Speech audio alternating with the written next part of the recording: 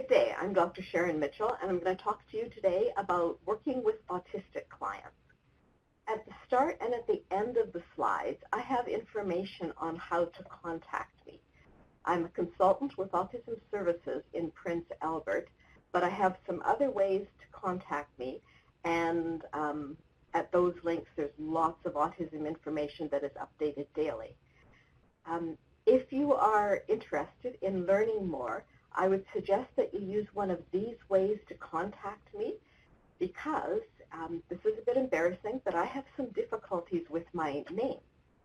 There is another Sharon Mitchell who was doing some autism work. She had a friend who had a child with autism, and she thought she would use her fame to raise some autism awareness. She is quite well known in some circles. She's an actress, in fact, a hardcore actress. The way the internet is, I have thousands of articles on the internet, but it makes it look like we are all one person. So I've had instances where people have looked me up online and noticed a link to a video and then got a little more than they bargained for. So that's why I've left information on the front and the end of this workshop slides on safe ways to contact me. Thanks. So we'll start with what autism is.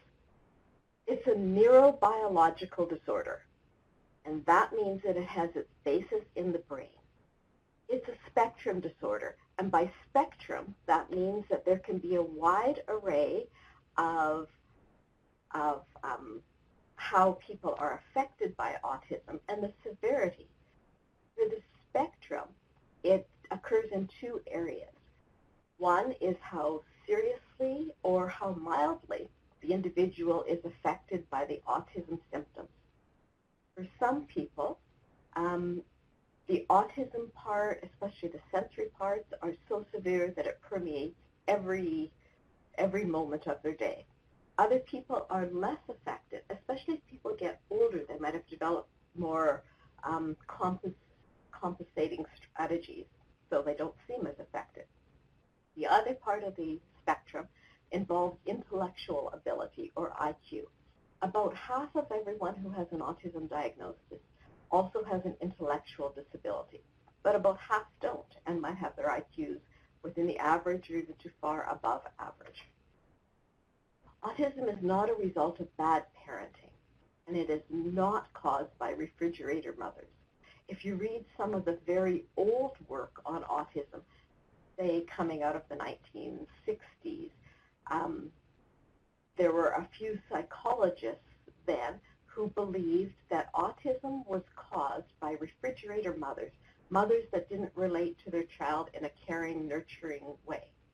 It's since been proven that it is not the fault of the mother or any parenting style at all.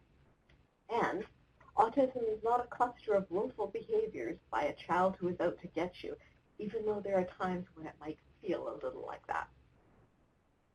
There are some characteristics that everyone on the autism spectrum will have. There can be qualitative impairments in social interaction. By qualitative, I mean that even if the person can respond socially, there might be a different quality to it compared to neurotypical or the average person. There can be qualitative impairments in communication.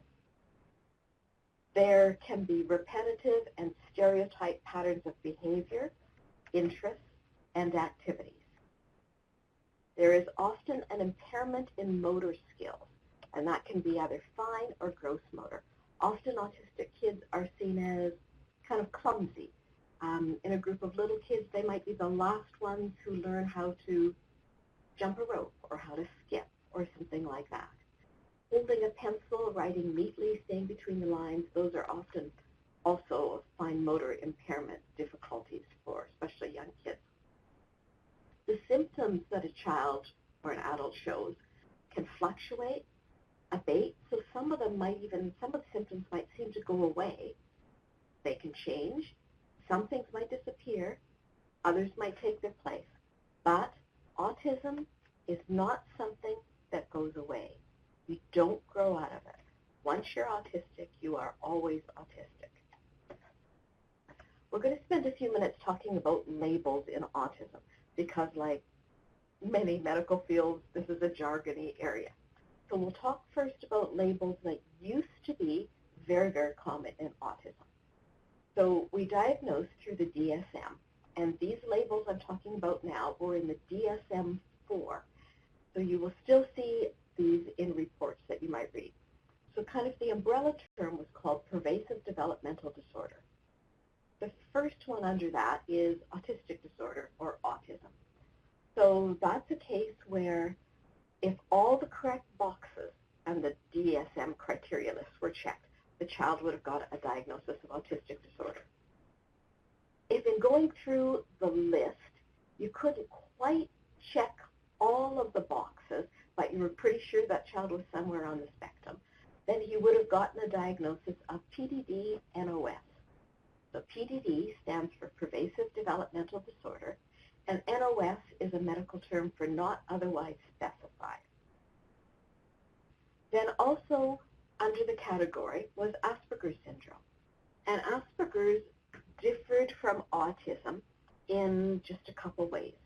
To receive an Asperger's diagnosis, the child had to have developed language at about the normal time or even earlier. So they were speaking, probably by their second birthday, they had at least a small vocabulary. The other differential for Asperger's is that the child has to have their IQ or their cognitive ability within the average to above average range. You might have heard of Temple Grandin. She's probably the most famous person in the world who has autism. When she was a child, she didn't acquire spoken language till about age 5. Temple is a prof at the University of Colorado. She is known throughout the world for her work in cattle handling industries, has written many books on that. She's also written, I believe it's 9 books on autism. So obviously she's a very bright woman, but her diagnosis is not Asperger's because she had a delay in language acquisition. The next two terms under the PDD category were Rett syndrome and childhood disintegrative disorder. Those two have been taken out in the next edition of the DSM because they're different. Rett's affects just girls, but both Rett's and childhood disintegrative disorder are progressive disorders where the child gets steadily worse. And the lifespan for kids with those two diagnoses is frequently not that long, maybe into the early 20s. Whereas all the other labels under with autism, those are not progressive disorders, and the child does not get worse. So in 2013, when the DSM-5 came out, the diagnosis was simplified because there was a lot of confusion about the labels and overlap. There were even some people who received a label of Asperger's who didn't actually fit all the criteria. There were people who would have an IQ, say, of about 70 who received an Asperger's diagnosis. And that is not an IQ within the average range. But when parents are getting their child diagnosed, many asked if their child could have an Asperger's label just because they believe that the outlook for their child might be better with Asperger's rather than autism. There are some perils involved in that for sure, and that's one of the reasons that the diagnosis was simplified in the DSM-5. So now it is simply all autism spectrum disorder, no Asperger's. But within that, there are a couple different criteria. So you would get autism level 1, 2, or 3. The level 1 people would be closer to the former Asperger's or high-functioning autism. The level 3 kids are ones who would probably require the greatest amount of care all of their lives. The other two parts of the diagnosis, it would be autism with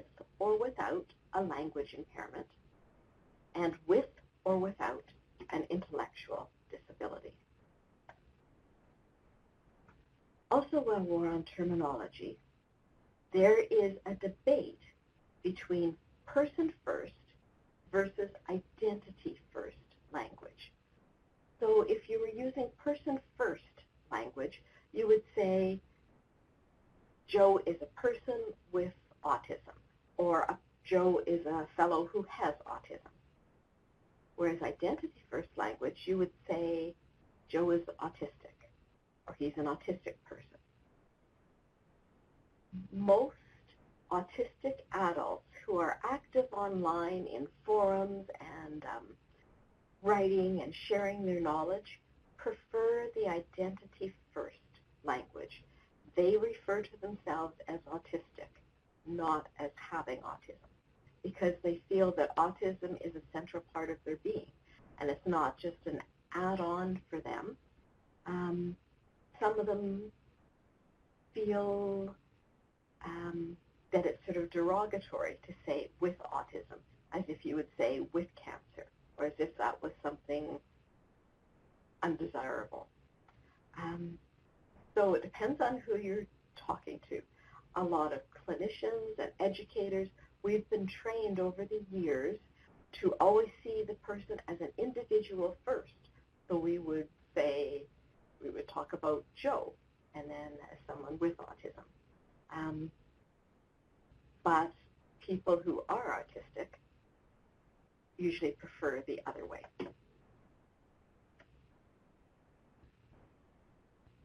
Autism was once considered a rare childhood disorder.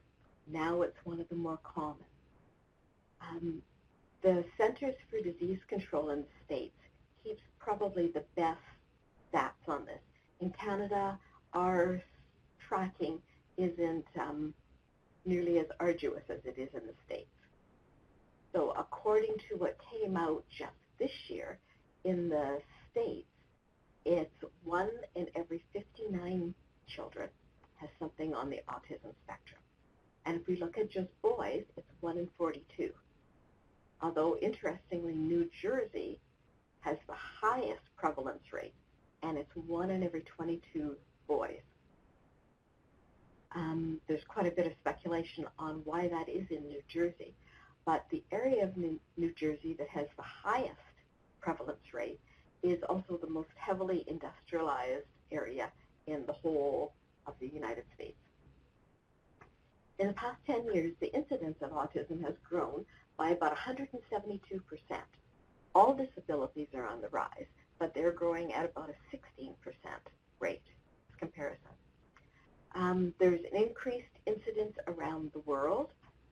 Autism diagnoses are occurring 4 to 5 times more often in boys than in girls, and there's a lot of debate on that. A lot of the initial work on autism was done on just boys. So there is some speculation that what we look for in autism is colored by our experiences with boys, and we are missing a lot of girls and a lot of women because we're applying the same criteria. And autism occurs in all types of families.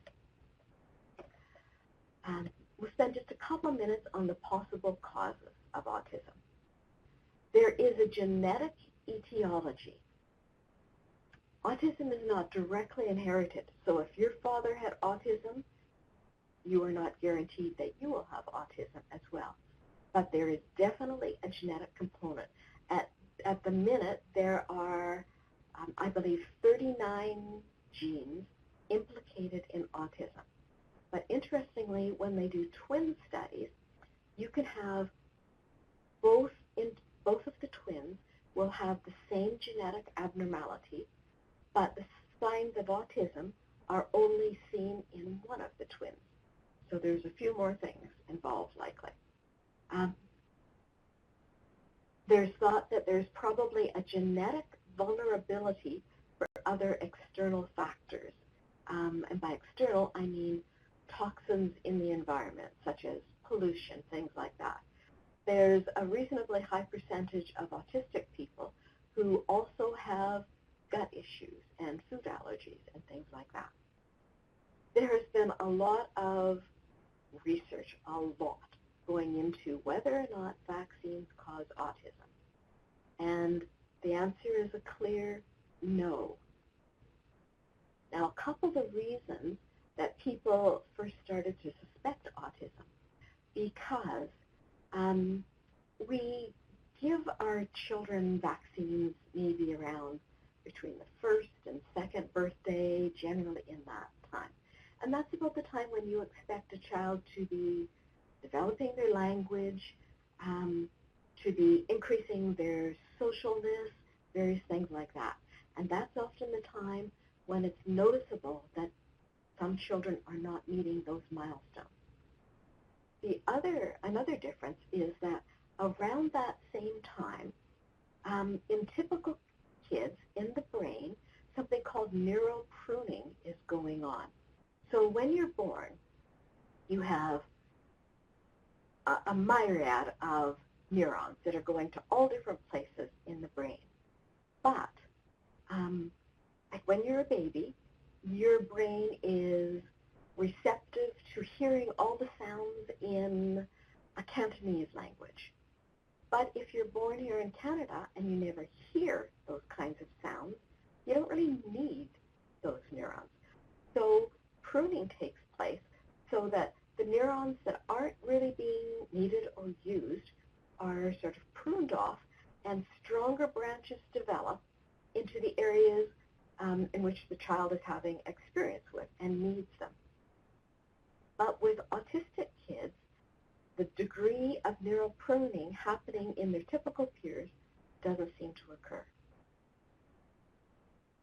A lot of research was done on vaccines in the state of California. Here, we are strongly encouraged to vaccinate our kids. But in California, they made it the law.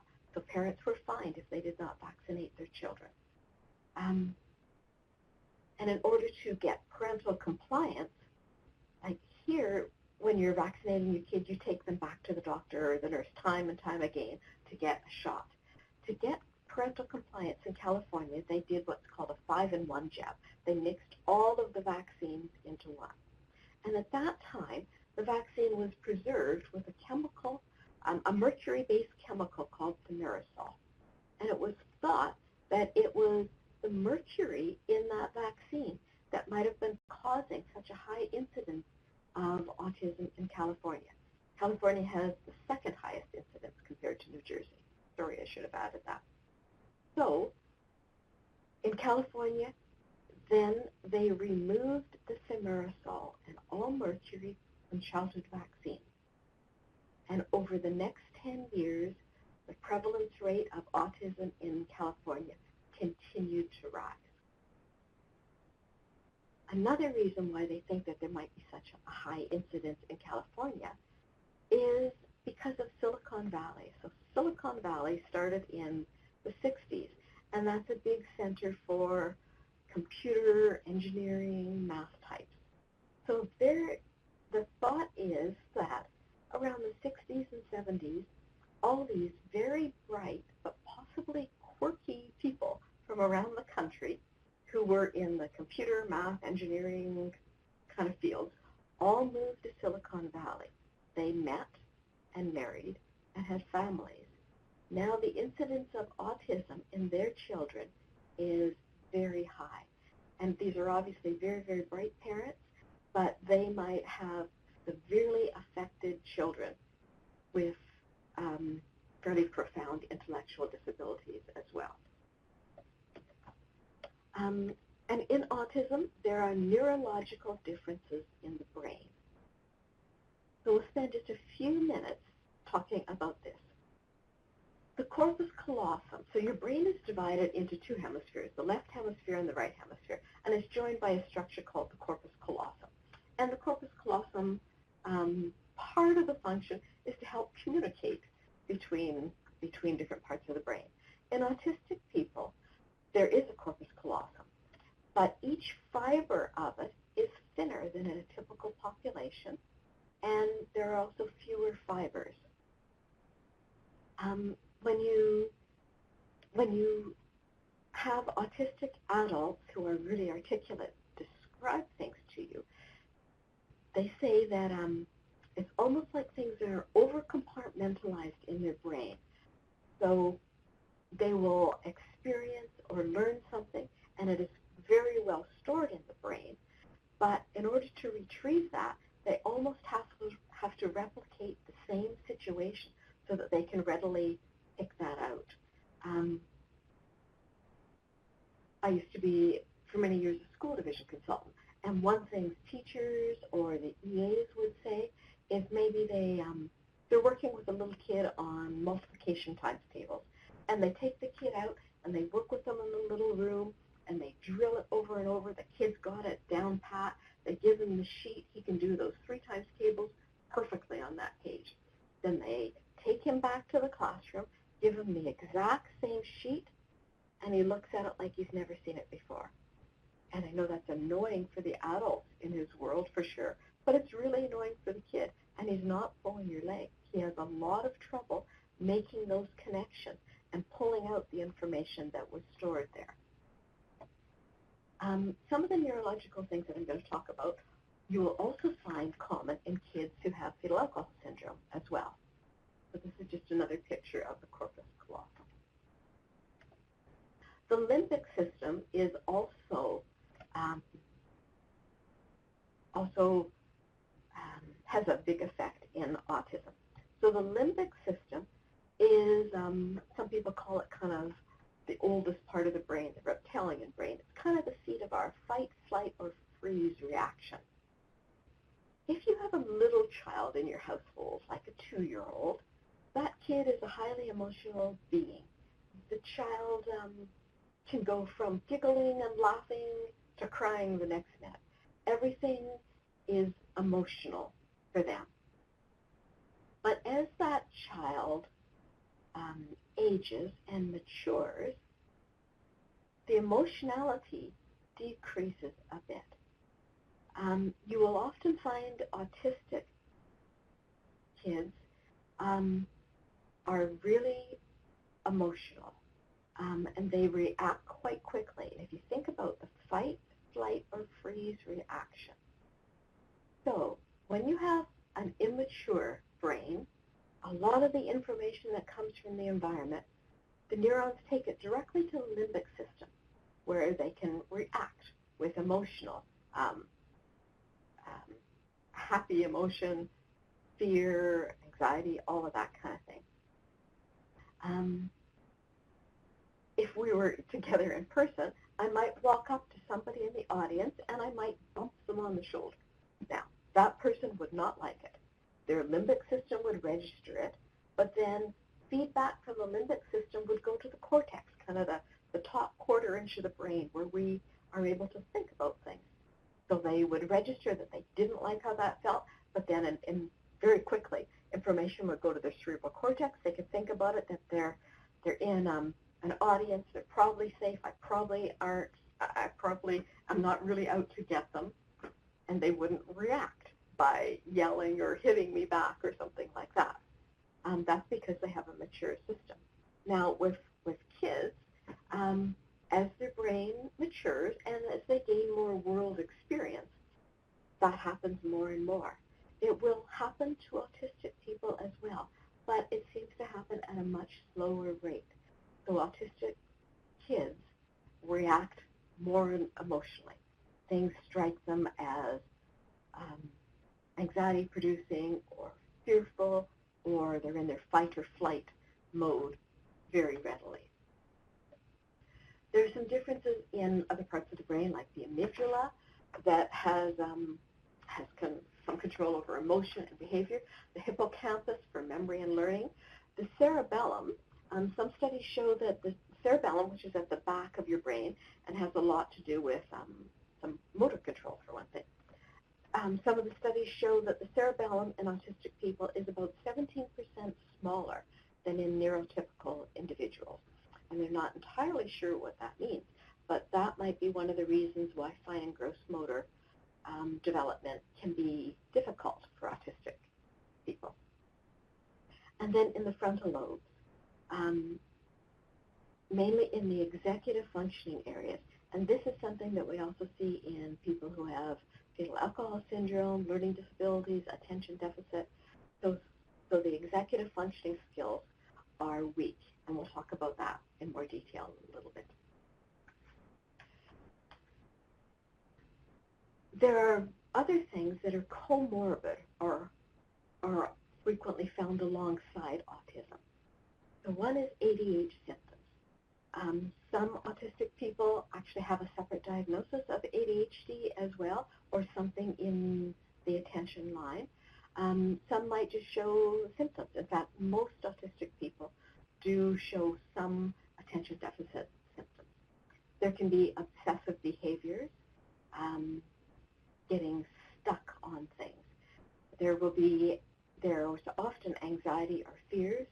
Mood disorders are common, especially in brighter kids when they hit their teen years. There's some thought that during adolescence, that's the time when these kids start to realize that they're different from their peers. When kids are younger, they kind of play prescribed games. Once you figure out the rules, you know how to do things. But in adolescence, things change.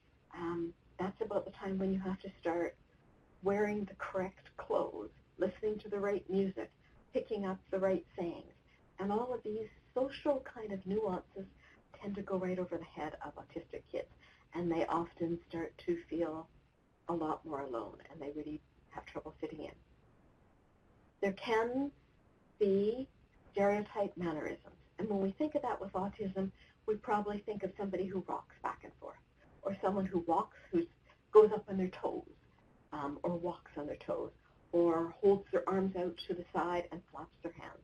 Those are some mannerisms that are seen in autism, but it can be individual to each person, depending on what they might do.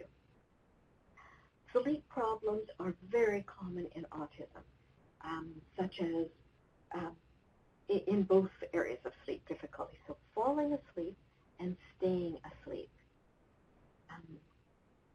We have a son who is autistic. He's an adult now, though. But when he was a child, he didn't sleep through the night till he was 4. And during his first year, he would sleep in 10 to 15-minute snatches. And most of the time when he was awake, he was screaming. We were always very glad that there were 2 of us to tag off on each other because it was life was quite challenging. Any of you who have children, and if you've been up for a couple nights with a child who has the flu or is sick, you know that when you go to work the next day, you're kind of brain dead. Your frustration level might be much closer to the surface, and you might just have trouble managing things, and you're certainly not at your best. That's definitely true of many parents of autistic kids, but it is very true of the autistic child or adult themselves. And for many of the kids, this is just how they go through life all the time. There are autistic people who also have tics, either vocal or physical tics, similar to Tourette syndrome. And then seizure disorders are quite common, especially at 2 times in the life. One is during the preschool years, and then sometimes they go away. And another time is during the adolescent and early teen years. And again, for some people, they go away. For some, they don't. And for some with autism and seizures, it can be quite debilitating, caused by the seizures, more so than the autism. In autism, there are often unusual interests or behaviors, repetitive motions and activities that they really get stuck on wanting to do. Some of the repetitive motions are called self-stimulation. So that's like the flopping, rocking, whatever it is. Many articulate autistic adults can talk about how good those things feel, that they are relaxing and they are calming. So I'm always in 2 minds when someone wants to work to remove a self-stim behavior. If the self-stim isn't harmful and it's not severely interfering with the person's life, then I kind of think that there are better things that you need to work on. And sometimes when a child gains skills in other areas, the degree of the stimming decreases. Perseveration is almost like getting stuck on something, getting stuck on doing something a certain way, saying something. You will often find kids who are autistic have a big insistence on sameness. They want to do things exactly the same way. Because of the neurological differences, they have a lot of difficulty making sense of their world. It just doesn't come as easily to them as it would for other kids of their age. So when you have trouble figuring out what's going on, what's expected of you, what's going to happen, what's going to come at you, if somebody teaches you a rule or a routine, that is comforting, and you really want to cling to that because it takes some of the uncertainty out, and you know what's coming and know what to do. So that's part of the reason that autistic people can get very stuck on routine. And routines are a good thing. The difficulty is that as much as you try to stick to a perfect routine, life interferes, and there are changes in the routine. And later in the presentation, we'll talk a little bit more about how to handle that. Another neurological thing is the amygdala. So abnormalities in the amygdala may result in fearlessness, compulsive examination of objects, and impaired ability to attach meaning to events based on past experience. Think about that last part. Impaired ability to attach meaning to events based on past experience. That's how you know what to do. That's how you know when you go into a restaurant how you should conduct yourself, because you've been to a restaurant before and you can generalize on what's expected and how you should arrange yourself and what you should do. But autistic people have difficulties with that. The first part of that, the middle part, compulsive examination of objects. So you will often see autistic kids who will pay intense attention to one small part of an object. Like instead of racing a toy car along the track on the floor, they will hold it up and spin the tires over and over and over, or do some kind of repetitive motion, or just focus in on one tiny part of it rather than play in a traditional way. In autism, there is what's called the triad of social impairments, and there are three things in this. One is theory of mind, central coherence, and executive functioning. I'm going to start with central coherence. So central coherence is kind of the ability to take out of the environment the thing that is most important to pay attention to. So if you think about where you are right now, you might hear, in the background, there could be a clock ticking. There could be the hum of a fan from a furnace or an air conditioner. There could be a faint flickering of lights. There might be footsteps walking by, somebody rustling paper, things like that. Your brain might notice those things, but you just put it out of your mind because that's not what you want to think about. But if you were autistic, all of those sounds might come at your brain with the same intensity. And then it's a conscious decision you have to make to weed those out. So you would have to think, yeah, I can hear that clock ticking over there. I'm not going to pay any attention to that.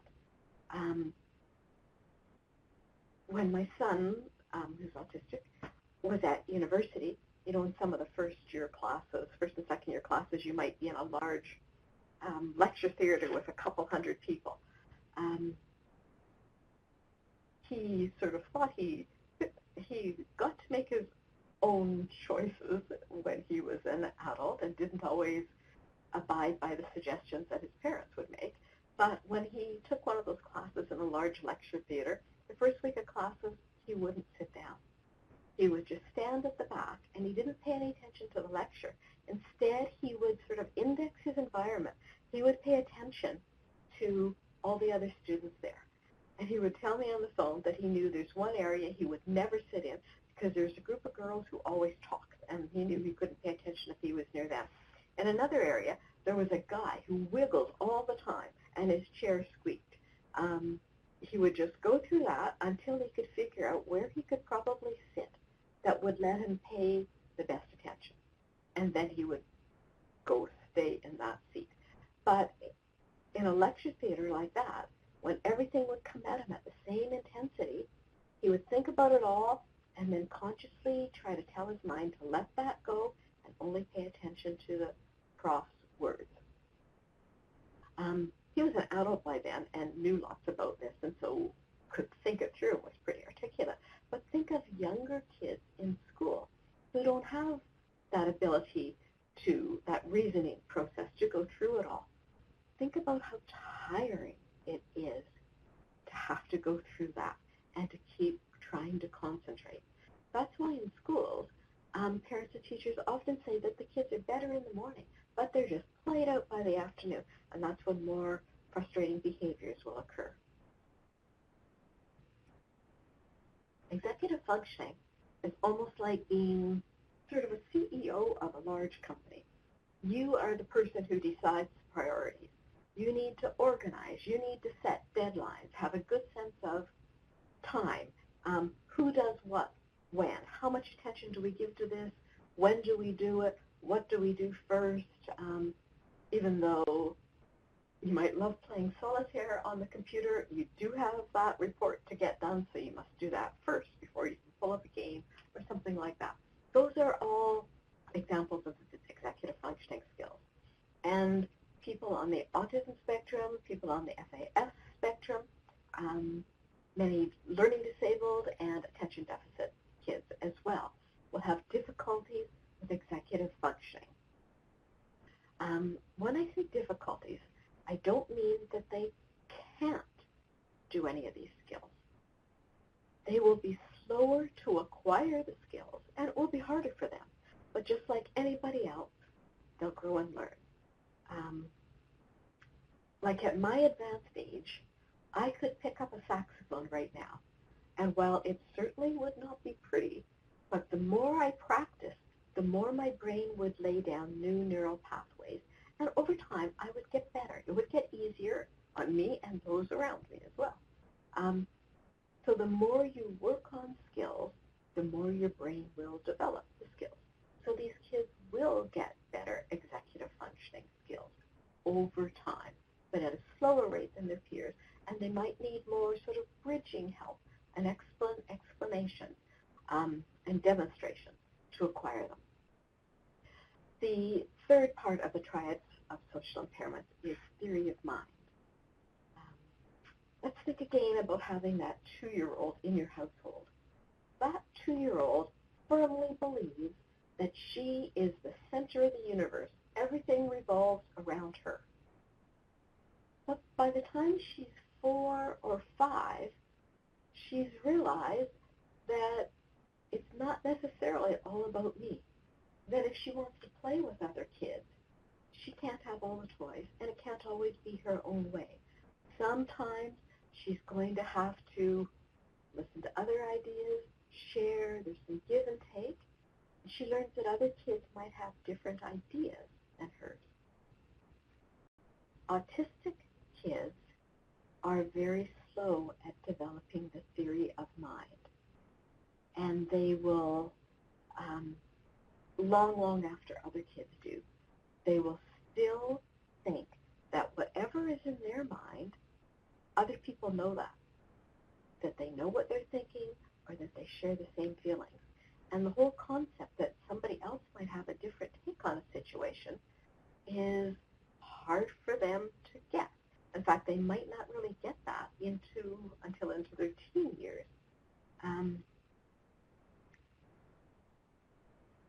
talk in a few minutes about sensory sensitivities in autism. But here's an example. Say in a high school hallway, classes are changing, and an autistic student is walking down the hall. Somebody walks by and brushes him. So maybe the guy was out to get him. That's a possibility. But the odds are, if you watched, the kid who brushed him is now 20 feet down the hall and wasn't even aware of it. But the autistic kid who might have sensory sensitivities, that light brush on his arm could really have bothered him. And he might not be aware that the other kid doesn't even know that. He might think, that guy knows how much that would bother me, and he did it on purpose, or that might not be the case. If you're working with someone and trying to teach some of this theory of mind, a really good program is called Be a Social Detective. There's a series of almost comic books that you use to teach it. It's really one of the better programs that I find kids get really engaged in. If you look on, say, Amazon, you can readily find it.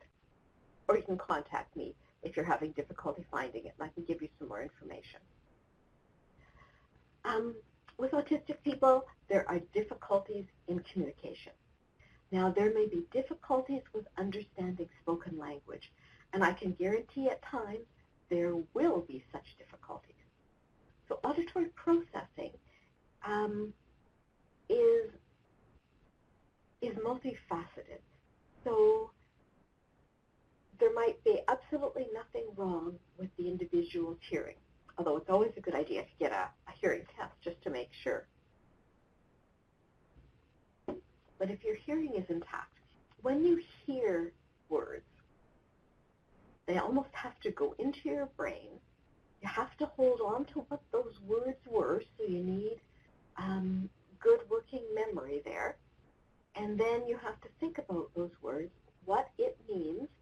Or to do that, you have to be able to relate it to some place in your brain where things are stored, past circumstances when you've heard that word or what was going on around then. So you need, it's quite complex to figure out what those words meant and then how you respond. With autistic people, many have auditory processing difficulties. And the degree of auditory processing difficulty will vary with the circumstances that individual is in. If they are at home with their family that they know really well and they're comfortable and relaxed, their auditory processing might be quite a bit better. But if you take them to, say, a crowded mall where there is a lot of confusing background noise, if they're with people they don't know very well, unusual situations, their ability to process might go down. Now, sometimes if you ask someone a question or you say something and they don't respond, you think, oh, maybe they didn't hear me. And so you might repeat it. Or you might think, oh, I didn't say that right. I need to rephrase it. And so you start again, saying it in a different way. But if that person has auditory processing difficulties, their brain would be processing what you first said, but then you interrupt them with something else. So they have to start the whole processing stream again. Instead, it's better to wait. And if you're in a therapy situation, it can be highly emotionally charged. So if you say something or ask a question, just wait. And the waiting can be difficult. It can feel uncomfortable, but you might need to wait 10 seconds. But often if you give that wait time, the person can come up with a good response. Perseveration, again, is getting stuck on things. So often, not often, but some autistic people will repeat the same thing over and over. Some autistic people are nonverbal, so they are unable to use spoken language to communicate their thoughts or needs. Others are what's called minimally verbal, so they might be able to produce some words in some situations. Some children who are nonverbal, one of the stages they might go through is being echolalic, so they might repeat things. It's common for such kids if they love, say, watching Dora videos on TV or something like that. They might be able to recite whole passages of dialogue from the videos that they have watched. It's with some kids, their memory is just so impressive, the stuff that they can relate off that. But it's echolalic speech. Or if you ask them something, they might repeat those words back to you, but not be able to dredge up an answer on their own. For some kids, echolalia is a stage that they go through on the process to acquiring a special expressive language. Pragmatics is sort of our social nicety of language, the polite things. And these are things that we rarely teach children. Most kids just pick them up automatically just by observing and being around other people. But with autistic kids, we often have to teach pragmatics and reciprocity. So reciprocity is when you talk for for 30 seconds, then I talk for 30 seconds. And our conversation goes back and forth. Many highly verbal autistic kids, especially if they get into their area that interests them passionately, they can talk at you rather than to you. They can lecture someone ad nauseum about what they want to say. Most 7-year-olds are interested in dinosaurs and know quite a bit about dinosaurs, but an autistic kid might have an encyclopedia's worth of knowledge about dinosaurs and could talk at you for half an hour without letting you get a word in or even realizing that you need to. Part of pragmatics is realizing when you have talked too long and you need to do something to repair the conversation, to bring the other person in. And to do that, you also have to be able to read body language to know when you've done that. Pitch, rhythm, and intonation. There are some people who are autistic who talk in a monotone and their voice does not rise or fall. To me, that's a harder thing to teach. And the advice of a speech-language pathologist is really helpful there. Affect is your facial expression. Some autistic people have what's called a flat affect. They don't show their emotions on their face. It's common, especially with autistic kids, that they are uncomfortable making eye contact. When you grow up making eye contact, you're used to watching people, watching their faces, because you get a lot of information from their face, sometimes even more information from their face than you would from their words. So when you're used to watching people's facial expressions, it's easy to learn how to mimic facial expressions. But autistic kids sometimes miss this stage. And so their affect is either flat or the expression on their face does not match their words or how they are feeling. And that's something that you can help to teach them.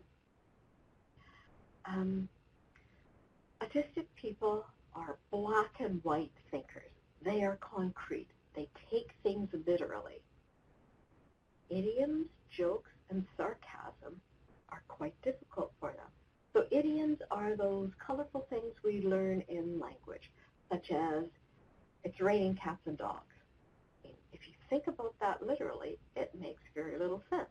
But it's an analogy that most of us just automatically know what it means.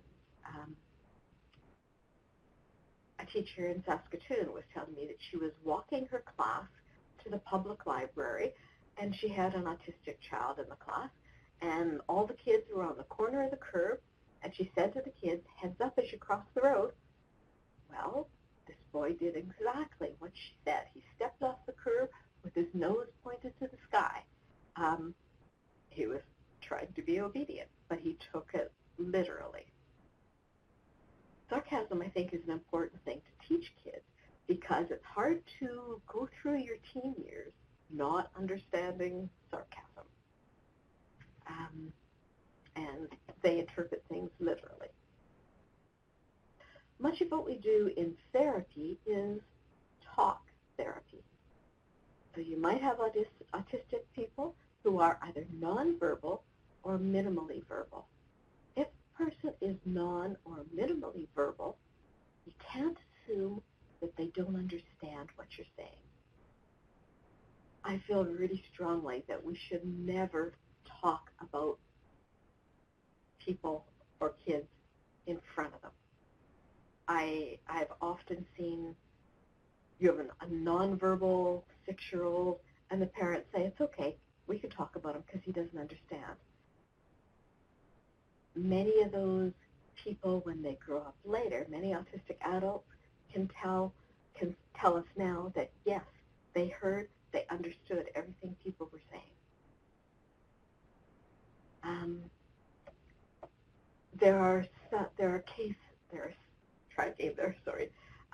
Some autistic people are verbal, but they might have difficulty with expressive language, particularly when they're stressed or when they're in new situations.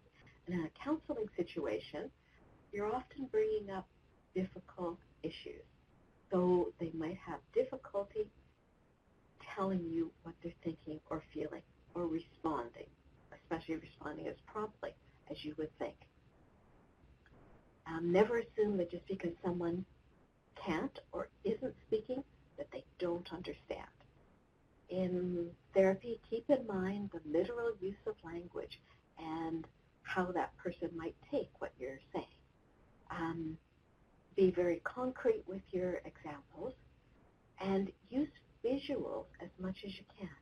Most autistic people are visual thinkers. They take in information that they see much more easily than that which they hear. I mentioned before Dr. Temple Grandin, the most famous person who is autistic. One of her books is called Thinking in Pictures. It's a very interesting read. And if you like visuals, a few years ago, HBO made a movie about her life. It's called The Temple Grandin, either just Temple Grandin or The Temple Grandin Story. Most of the libraries in the province carry copies of that. I think it's on Amazon for like $10, but it's a really good movie. So far I've talked mainly about challenges in autism, but while social areas are usually tricky, there are some social strengths that I quite enjoy when I'm working with autistic people. So they're honest. They're frequently honest to a fault. They will speak their minds. They tend to be loyal. They will overlook those hidden innuendos. I think that is partly because they haven't picked up on them. They may not respond in kind to sarcasm. They tend to avoid those social trivialities, that party chit-chat. They often take people at face value. They will pursue topics that interest them. And that can be really refreshing. You will often find autistic high school kids who don't really have that concept that you do something for marks. They will research something for the love of learning. They can be very willing to share with you their area of interest. Sometimes it's hard to curtail them on that. They frequently like learning facts. A difficulty that I see in schools is in the area of reading. So the student might have gained reading skills quite well, but only wants to read nonfiction books. That's because they are concrete, they're factual. Those are actual truths that they are reading, whereas fiction is hard for them. Often a kid might start out in the early grades doing quite well in reading, and then by grade 3, 4, 5, start having difficulties seemingly in reading comprehension. It might not be that they don't understand the exact meaning of the words that they read. It's more the nuances that they have trouble with. So around that time in schools, kids start in the fiction that they're reading, they have to start understanding character motivation. Why did Johnny do that? Whereas to most autistic people, that question wouldn't occur to them. It's just that, well, he did it. That's what it says right there in the book. Teachers will start asking questions about predicting. They'll read a bit, then close the book and ask the kids, what do you think might happen next? That's a hard skill for autistic kids. Or, and this one really frustrates autistic kids, the teacher will say, what would have happened if Johnny had turned down this corner instead of the one he did in the book? I've had autistic kids get really annoyed with that because that's not what happened. That's not what the book says. But those predicting, understanding character motivation, those can be quite difficult things. I've had a number of parents request that the school only gives them nonfiction because the kid doesn't like the other. It's actually part of the curriculum to gain skills with fiction and nonfiction. But this kind of learning, I think, is excellent for kids. It will start to develop their theory of mind. And even though it's hard and uncomfortable, it's good for them to learn these skills. Attentional difficulties. So I've already mentioned central coherence, so picking out of the environment, the thing that they need to pay attention to. Executive functioning, prioritizing, time sense, things like that. There will be interference from sensory input, and we're going to get into sensory stuff in a minute. But the sensory things that are attacking them can really detract from their attention. Getting stuck on things can also detract from paying attention to what they need to be doing. The autistic person might appear inwardly focused, more so than other people. Transitions can be difficult for autistic people because they've just gotten in the pattern of what they're doing there, and then someone wants them to move or to change it in some way. And they can have difficulty tracking conversational shifts. As when we talked about the neurology of the brain before, I mentioned that they will have difficulty generalizing from past learning. Their ability to intensely concentrate on something that interests them can also interfere with paying attention to what's going on in the environment or what someone wants them to do. The pace of our world is often much too fast for people who are having these kinds of difficulties. And medications. Many autistic people do take some medications that are similar to the ones that are commonly prescribed for attention deficit, and they can be a benefit. Now, take a gulp of coffee, and we're going to talk about sensory responses. The first one is tactile. So tactile is kind of in two areas. One is your sense of touch, so how things feel when you touch them with your fingers. The other part is how things feel on your skin.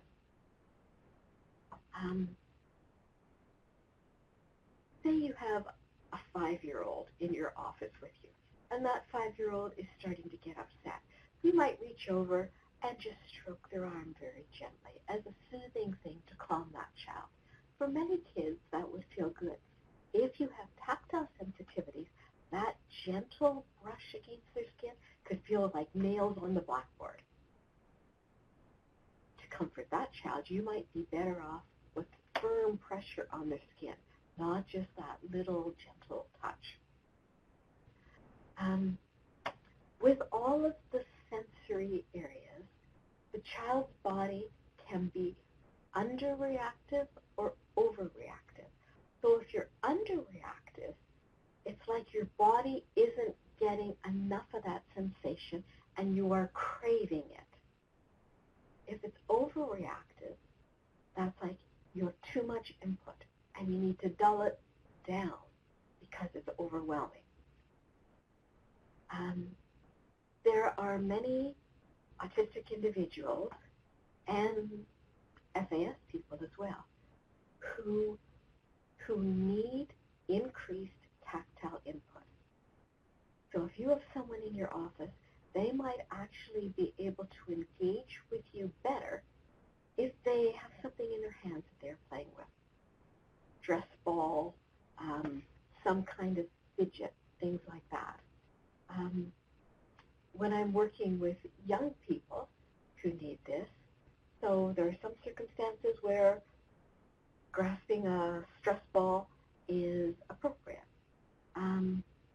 For some people who have smaller hands, those adult stress balls you can buy are too big for their hands. If you're working with a child, you can make your own. Go to like a dollar store and buy some balloons. Get the helium quality balloons because they are tougher. And double bag a balloon and then pour into it something like flour, icing sugar, something fine like that, sand, and keep testing it in that child's palm until it seems about big enough for them to easily grasp. Then tie it off tightly and let them grab that instead of a stress ball. And it will get grubby over time, but you've only spent $1 or so, so toss it out and make another one. If you have clients who feel the need to have something in their hands, but they don't want it to show, they can have something that they keep in their pocket and fiddle with. Again, at a dollar store, if you go for $1 or $2, you can buy a whole spool of ribbon. Some people like to feel the velvety ribbon. Some people prefer the sensation of the satiny ribbon, something like that. Or just a little piece of felt or cloth or fake fur, something like that. Just something that they can have in their hand to play with. And for many people, just fiddling with something tactile like that will help them concentrate better.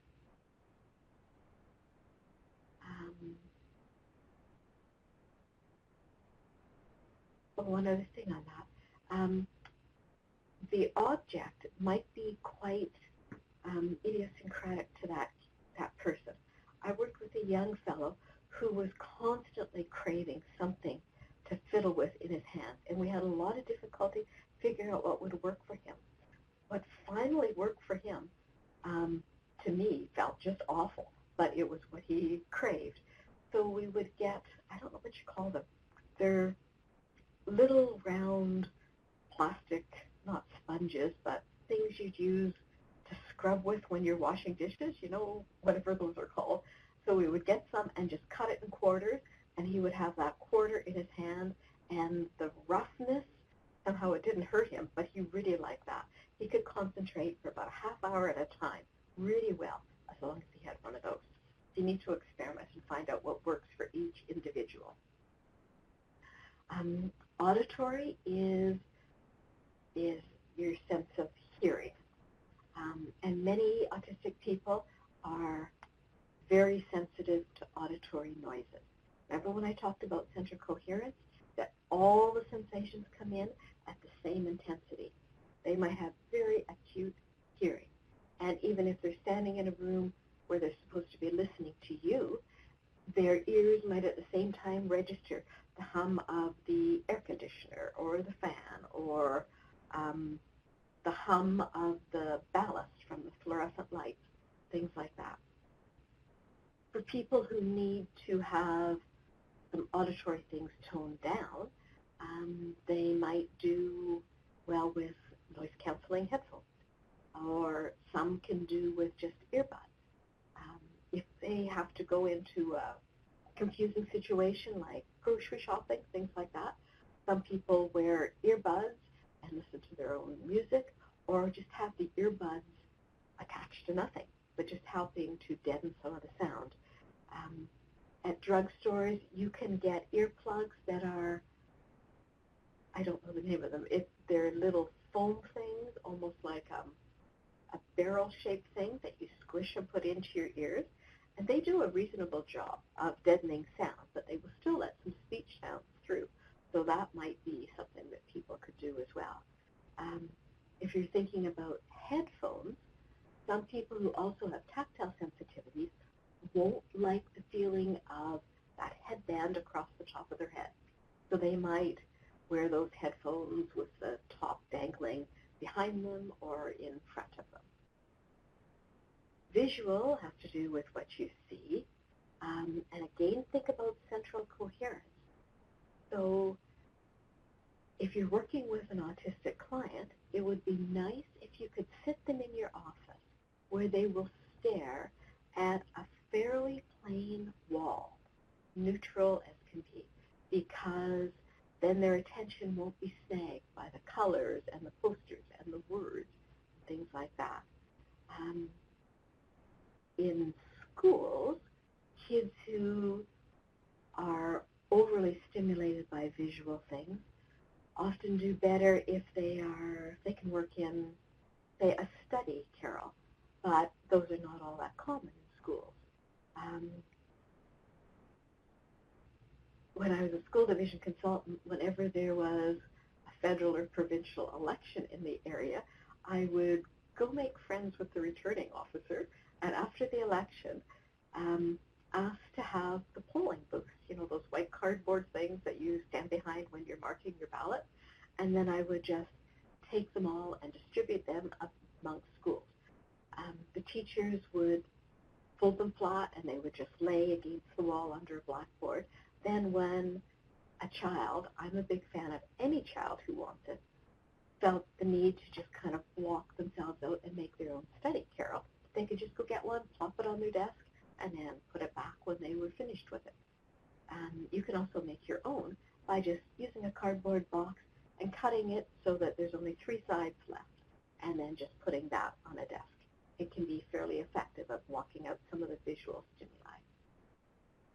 Gustatory has to do with your mouth, kind of 2 areas on that, and one is involving the taste, and the other is the oral motor, the area around the mouth. So feeding issues are really common in autism. How foods taste, the textures of food, the temperature of the food can be really adverse to many autistic people. Often autistic kids will self-limit their diet to even an unhealthy degree because they will only tolerate certain foods. Working with both speech language pathologists and occupational therapists are really good help in this area. Also for oral motor, OTs are really helpful with this as well. So for oral motor, a good book that you might want to think about is called How Does Your Engine Run? It's part of what's called the ALERT program, and you can find it again on Amazon. What the How Does Your Engine Run does is it works with kids and young people so that it's almost the analogy that your body is like an engine. You want your engine to rev just right for the situation. So in a certain situation, like when you're in a therapy session, when you're in a classroom, you'd like the needle to be right in the center. It should be running right, perfectly, so you can pay attention and do what you want.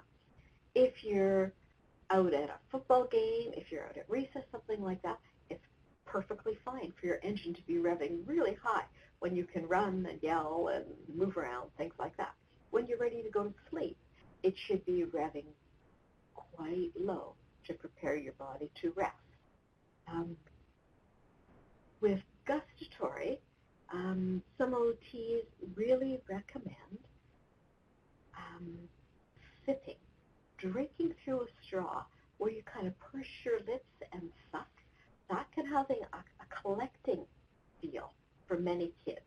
So having a sipping bottle with them, not a drinking, but sipping where you'd have to suck through a straw, can be a collecting your thoughts, your attention, kind of gathering yourself together. Sucking on something sour can also have a good effect, and for some people they can concentrate better, they can work longer if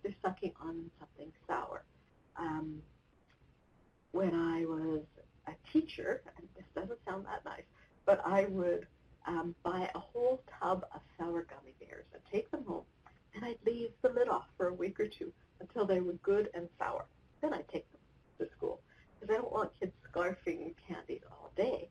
But if it was a sour, stale candy, the child just put that between their teeth and their gums. They would suck on it, and the sour taste would emanate for an hour, some even longer than that. And for some people, it helps them concentrate better. I do know one teacher who also used tubs of sour gummy bears. She would keep them in a freezer. And that always made me nervous. I was afraid some kid was going to crack a tooth on this frozen candy, but it never happened, and she seemed to think it worked. Again, the book, How Does Your Engine Run, goes through of all sorts of sensory strategies that you can try. Olfactory has to do with the sense of smell, and again, many autistic people are very, very sensitive to smells. I know a young man who his body craves smells. He can't seem to get enough. And he's a young teen now. Unfortunately, he would do some things that are inappropriate in his body's attempt to fill his need to smell. So he would go up to people's armpits and stick his nose in there to smell. Or he would, if somebody walked by, he would put his nose towards their bottom and take a big whiff. If someone was sitting down and then vacated that chair, he would go and sniff the chair where they had sat. We had lots of concerns that he's going to get his noggin clocked by somebody doing things like this out in the public. So we worked with substituting smells for him and giving him more intense, appropriate smells at regular intervals.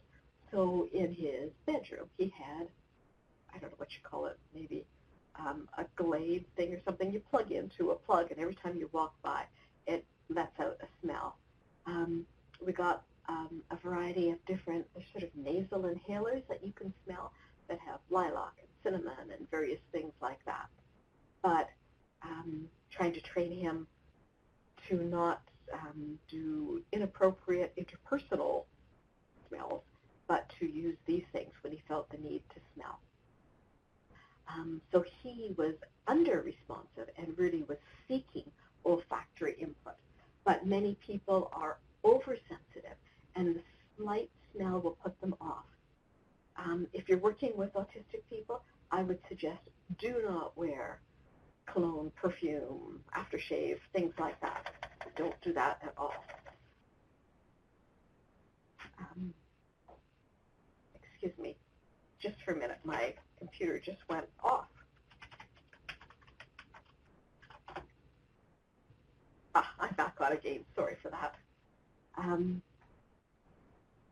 Olfactory sensitivities, when you are overly sensitive, can be a difficulty when kids reach the adolescent years and we want them to wear deodorant and things like that. They might feel that they just cannot abide the scent of deodorants. That can be a real problem. With intense research and practice, they might be able to find one deodorant that they could tolerate. Or many drugstores and health food stores sell a thing called a deodorant stone. That is just kind of a stone you wet and put under your pits. And it works to at least a certain degree. So that might be something they can tolerate. Hygiene can be quite an issue with autistic people. Kids who have gustatory sensitivities might really object to having their teeth brushed or to brushing their teeth themselves, partly because of the feel of something in their mouth, partly because of the taste or the texture, the foaminess of toothpaste. So a lot of experimenting might need to be done before they can find something that they can tolerate using. If no toothpaste seemed to work, even pouring a bit of baking soda in the palm of your hand, wetting a toothbrush, and rubbing it in that and then rubbing it on your teeth is certainly better than nothing. People who have tactile sensitivity might really dislike the sensation of water on their heads or water from a shower pouring on them. So showering can be a problem. And then in showering, there's also the scent of the shampoo, which could need quite a bit of experimentation before they find something that they can tolerate. Vestibular is a sense located in the inner ear, and it has to do with your sense of balance. Again, like all the other senses, it can be under or overstimulated. If somebody is seeking vestibular input, a really good thing is a swing, either an indoor or an outdoor swing, a rocking chair, things like that. Proprioception. Put your hands flat on a table in front of you or on your thighs. Now push up so you can feel the pressure along your arms. The fact that you could feel that pressure is because of proprioception. In the large muscles of your bodies, you have nerve bundles called proprioreceptors, and they register things like weight and pressure. And this is a really good sense to be aware of, because weight and pressure can help counteract when any of the other senses are being overwhelmed. So with weight and pressure, you might have heard of things like a weighted blanket or a weighted vest. They can be calming for people. There are some caveats about weights, though. Often, they're only effective for, 20 minutes or so, because after that, the body might have become used to that degree of pressure, and then it's not doing its job. So you might need to take it off for an hour and a half before you try it again. Sometimes people wear weighted vests. I mentioned weighted blankets. When exercise weights can help, those things that are a few inches wide, and you put them around your ankle or around your wrist with Velcros, they can have a calming effect. Some people might want to drape them across their lap, drape a pair across their shoulders. Some drugstores sell magic bags or something like that. They're like a snake-shaped cloth that's filled with barley or something like that you could warm up in a microwave and then put it around your neck and across your shoulders. That sense of weight can have a calming effect. For vestibular and proprioception, some people find it helpful to sit on a therapy ball because you can bounce on that, you can wiggle around, so you're stimulating your vestibular and your proprioceptive senses. Sometimes in schools, kids will have sit on what's called a hokey chair or hokey stool. It almost looks like a mushroom, but the base of it isn't flat. It's rounded, so when you sit on it, you're moving back and forth. Or even there are one-legged stools. Some classrooms even have rocking chairs for kids. I find that can be a very calming thing. In fact, for a home situation, a couple things I think are excellent to have when there's an autistic child in the household are a rocking chair, a tent, because a tent can be great at blocking out the excess visual stimulation and be a real calm hidey hole for people, and a rebounder or those mini trampolines, because that will give proprioceptive feedback as well. I've mentioned a few weighted things, but also for proprioception, pressure is another thing. So pressing firmly down on someone's shoulders can have a calming effect.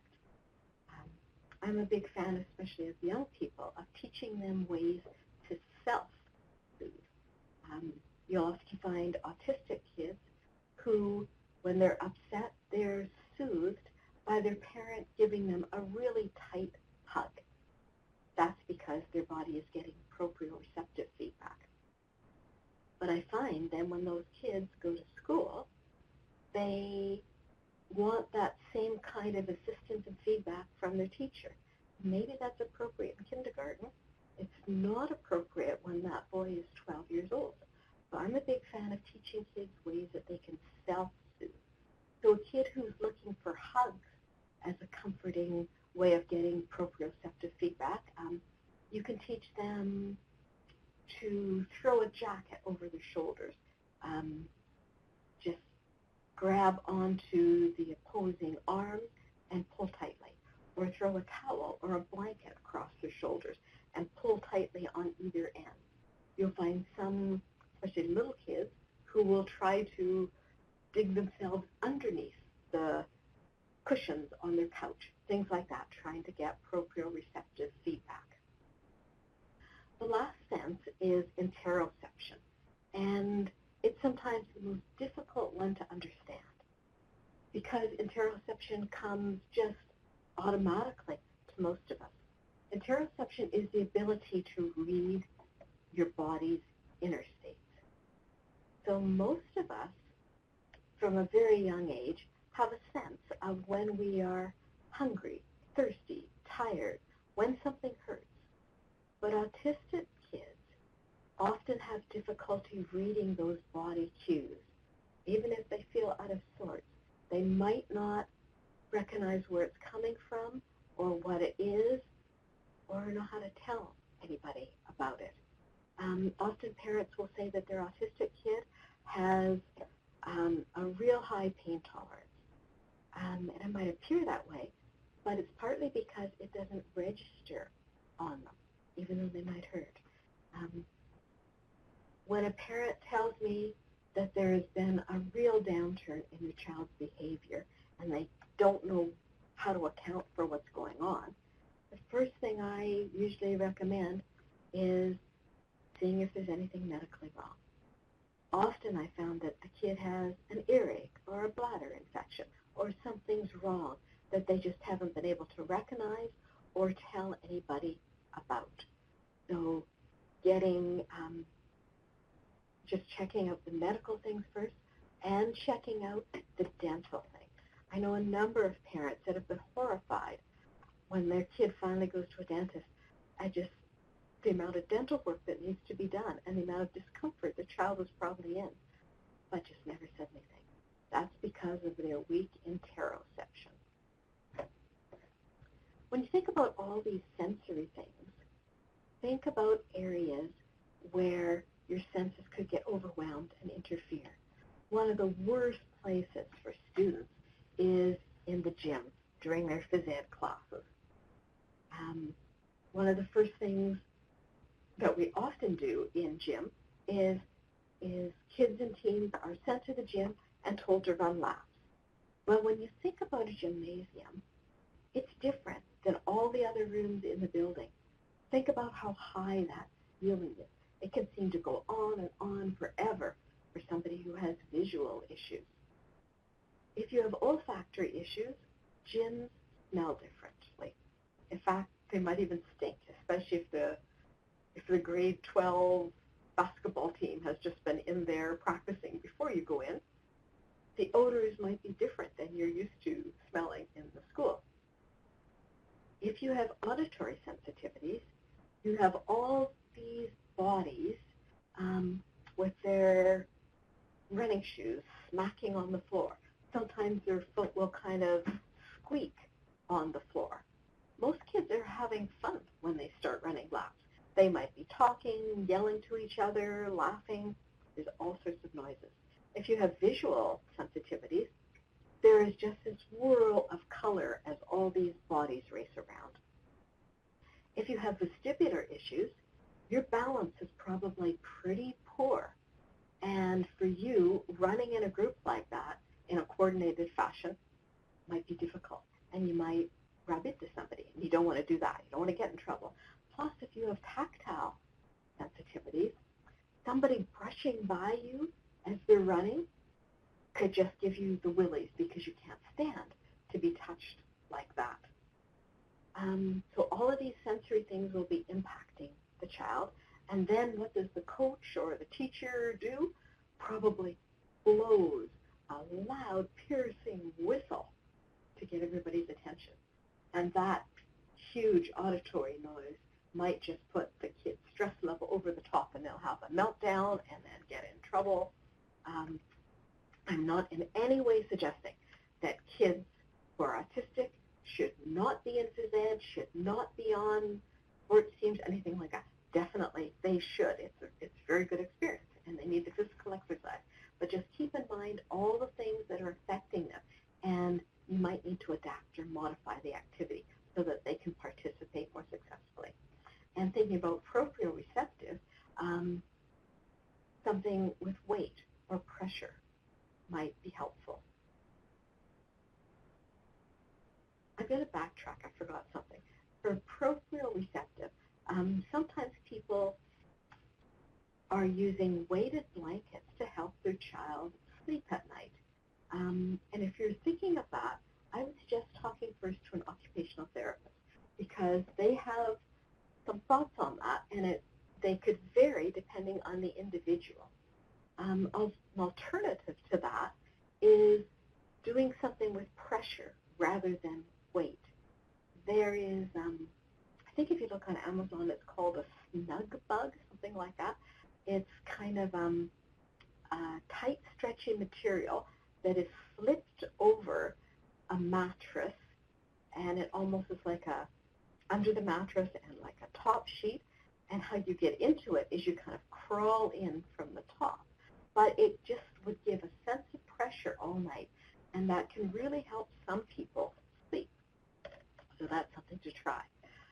Also, as opposed to weighted vests, there are, one brand is a bear hug vest, but these are vests made of something like neoprene that fit on snugly, or they have Velcro that you would adjust on the sides and the shoulders to make it nice and snug. That feeling of pressure can give a calming sensation for many people. And sometimes it's easier to tolerate highly charged sensory environments, such as gymnasiums, when you have some pressure on you. In schools, lockers and boot rooms, things like that, are challenging areas. Some people say that autistic young people, their behavior worsens with seasonal changes. And maybe there is something to the barometric pressure or something about that. But part of the reason I think it's noticed at seasonal changes is because we have to change our clothing. So in the summer, somebody most likely wears t-shirts, so your arms are bare, shorts, your legs are bare. But then come the fall, you suddenly have to start wearing something that covers your arms. So if you have tactile sensitivities and you like the feeling of your arm being bare, suddenly you have this sweatshirt that rubs against your arm all the time, and you don't like that.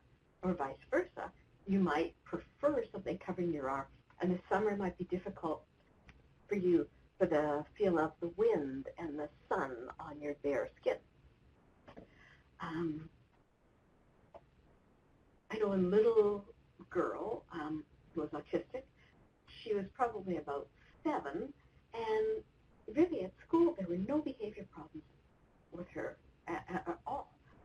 But that winter, she started becoming aggressive. When it was time to put on her stuff to go out for recess or to go home, she would push at other kids. She would lash out, and she just wasn't herself. It took a while to figure it out. But she had a new snowsuit that year. And as she walked down the hall, it was that material that went swish, swish, swish, and she had auditory sensitivities. She couldn't stand the sound. Her grandma made her a new pair of snow pants out of insulation and corduroy.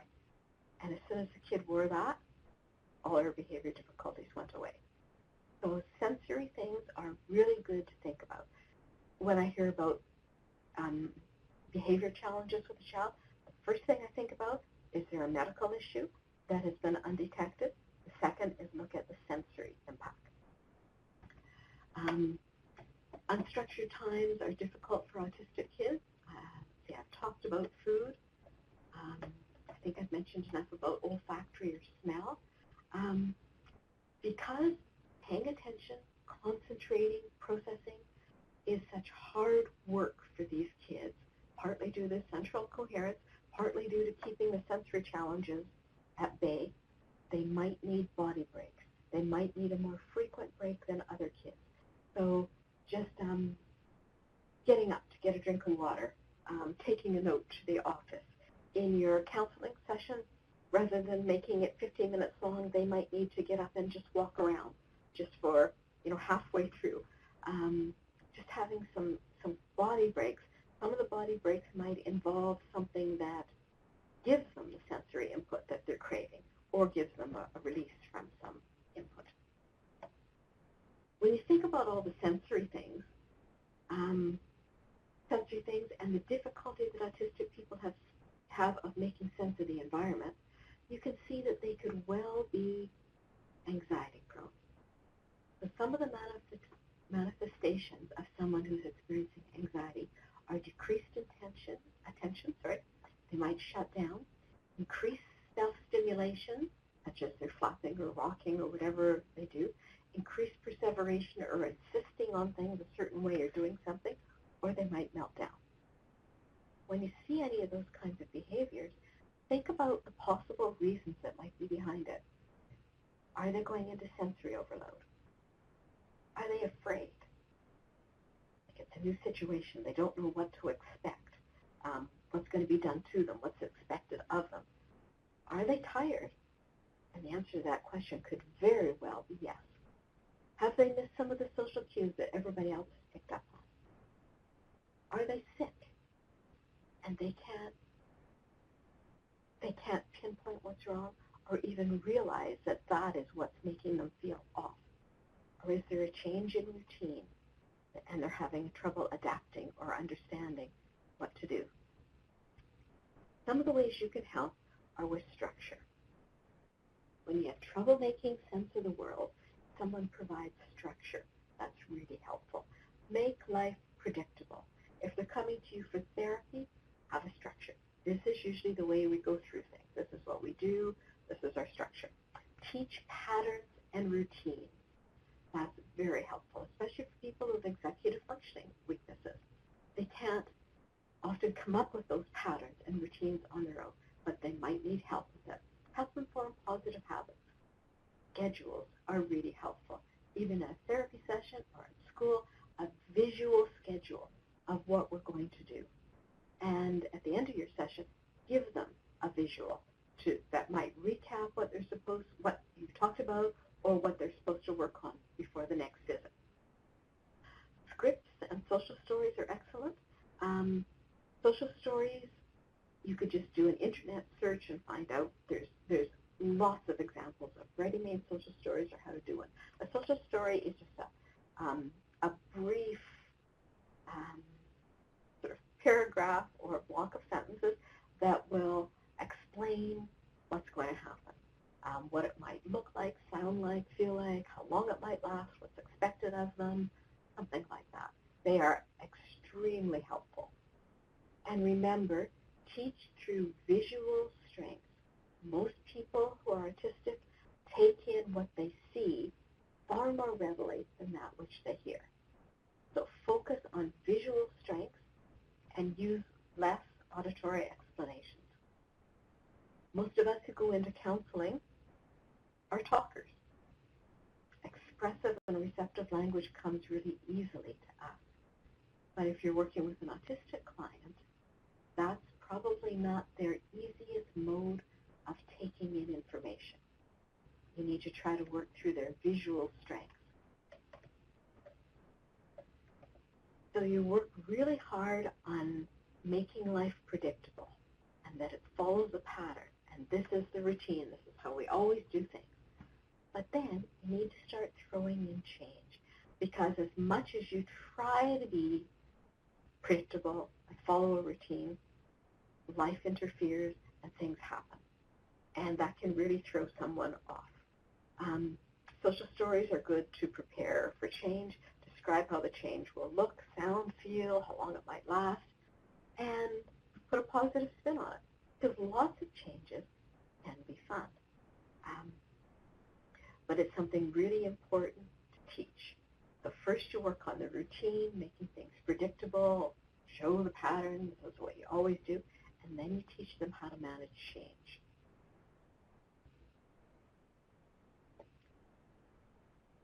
Transitions are rough times for autistic people. Now here's just some examples of transitions across the ages. So for little kids, we might want them to stop playing and come and eat now, or go have your bath or something like that. In a school, we have people change between subjects. In high school, you might have English in this room, then you have to pack up and move to the next room for math, change classrooms. There are breaks in school. You change schools, go from elementary school to high school. After grade 12 is a huge transition for any kid, but especially for those who are autistic. New homes, new jobs.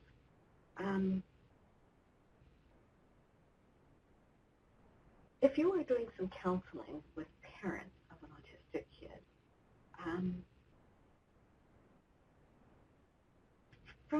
as a parent, you know that there's something different about your child.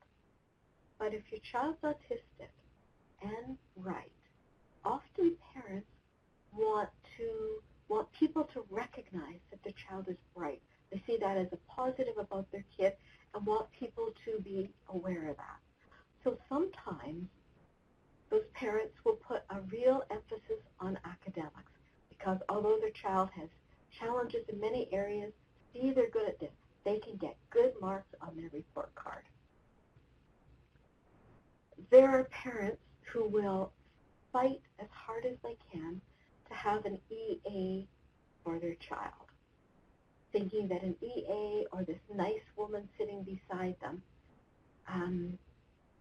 will be a help and will help their kid to get higher marks.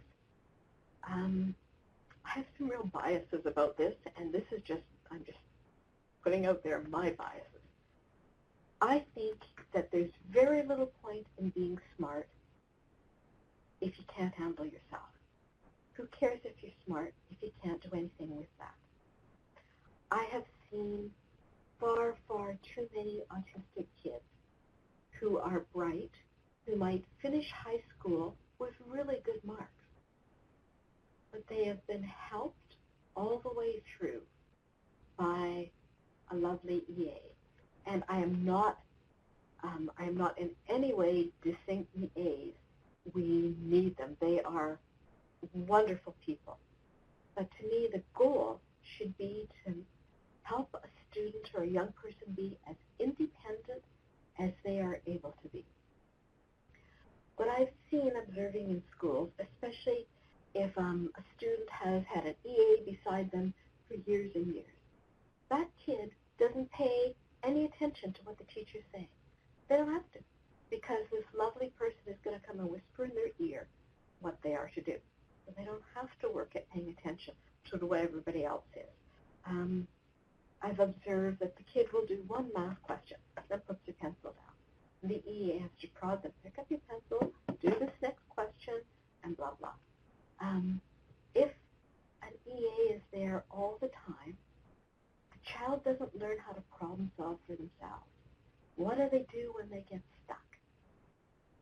That having to learn that skill can be taken away from them. And there are some EAs who totally get this, and that is not a problem. They really work on the independent skills as well. But without the direction, they don't always use that emphasis. And there are even some EAs that feel it's their job to help the kid get the work done. And completing the work is more important than gaining a skill. And often parents will really, really push to have that EA with them because they believe that with that help, their kid will get higher marks. One August, I had a phone call at home from a mom whose daughter had, at this time the diagnosis was Asperger's, And according to the mom, the daughter was a genius. And the daughter had been accepted to U of S that fall. And the daughter had just finished grade 12 with really good marks. But the mom had just discovered that U of S was not going to provide an EA for her daughter at university. And the mom was asking if I could help advocate for an EA for her. Well, like that's ever going to happen at university. I tried to explain that, but then I told her, my son is Asperger's as well, and he's a U of S student. He's home right now. I'll put you on the phone with him, and he can explain to you, what university's like for him, what works, things like that. So he talked to the mom and the girl, and he offered to go to university a week early to show her around where her rooms are, help her get her student card and all that kind of thing. And the mom said, well, but what about the second week? The mom wanted my son to take her daughter to class every day and pick her up from class. My son explained he had his own classes. He can't do that, but he would draw her a map. Then the mom wanted to know who's going to take notes for her. And U of S does have a system of, there can be some note takers there, but this young woman had no independent or problem-solving skills at all. So she ended up not going to university. In fact, she just stayed home for a couple of years, had huge depressive issues. To me, that's just a very concrete example of where the focus was on marks rather than independent skills. So that's just some of my bias. When you're working with someone who's autistic, who is having a behavior challenge, so try to identify exactly what the problem behavior is. Describe it in observable terms. Like, where does it happen, when, what's going on, and what are the reactions of others? Now, is this a problem you really need to tackle? Does it pose an actual problem? Is it harmful to that individual or someone else? Does it interfere with what the person's doing or what's going on in the environment? Does it cause negative interactions with others? If yes to any of those, definitely it should be a problem that gets worked on. Try to identify the function of behavior, because behavior serves many functions. First of all, think that behavior is a form of communication. So, is a person trying to, even consciously or unconsciously, gain attention, gain a tangible thing? Are they trying to escape an unpleasant situation? Is their body seeking some kind of sensory input? Is the behavior a way of making a request or a declaration or even a way of saying no? Because some people have been taught that it's okay to say no. Is it a way that they are releasing tension? Or is it something that has just become a habit? Think about alternative or replacement behaviors. So consider some of these points. The targeted alternative behavior often involves some communication and or a social skill. So there might be some underlying skills that are lacking that you need to teach first. It might involve some sensory stimulation. Maybe their body is either seeking some sensory input or trying to avoid some, and you need a strategy for that. There may be a need to learn new skills or how to use those skills in a new situation. And it may include some self-regulation or anger management training. A good book or program to help with that is called Zones of Regulation. It's quite easy to use, but I find it's quite effective. And again, you can find that on, say, Amazon, or you can contact me if you want information on how to find it. Some of the strategies for changing behavior. They can be either reactive or consequence-based. So sometimes ignoring behavior is an effective thing to do. Sometimes you can redirect a person, get them off of what they're doing by just redirecting them to something else. Remove things that are reinforcing behaviors. Oh, I see. Sorry, I have a typo there. It shouldn't be all, and the next one it should be allow. Allow the person to engage in some repetitive, stereotypical behaviors, as those behaviors might be serving a calming function for them. Help is not working. If that's the case, you might have failed to determine the true function of the behavior. You might be trying to change too much all at once. So back up and take it step by step and figure out what the prerequisite skill might be. You or some others in the environment might be reacting inconsistently to the person, and that's giving him mixed cues. It's almost like intermittent reinforcement, so you're actually reinforcing what's the behavior that you want to extinguish. You might need more help. You might need to talk to some other people to get more ideas. You might be having unrealistic expectations. Maybe this is too much too soon. Maybe this is not something that you're going to be able to change now. And don't forget that no one is perfect. Sometimes people with special needs are almost held to a higher standard than that of other people.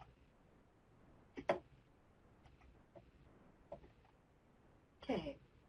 Again, I mentioned at the very beginning difficulties that could be run into if you just look my name up on the internet. So here are some safe ways of contacting me. Twitter, Facebook, also on Google+. I post at least every day information on autism, and often I share lots of links, commentaries, short videos that are made by autistic adults, because to me, that's one of the best ways of learning about autism, by listening to people who actually have autism and can share with us what it's like for them now, what it was like when they were a child, or strategies that have worked for them. So there's lots of information there. And on Amazon, I have a series of books. They're available in paperback or ebook form, and I would suggest the ebook form because they're cheap. They're like $2 or $3 as opposed to buying a paperback.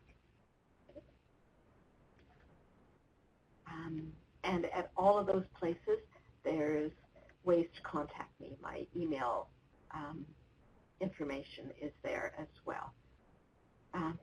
Oh, I didn't put this down. I also have a website that has more information. It's just drsharonmitchell.org, and you can find quite a bit of information and links to even more there. Thank you very much for your time. Goodbye.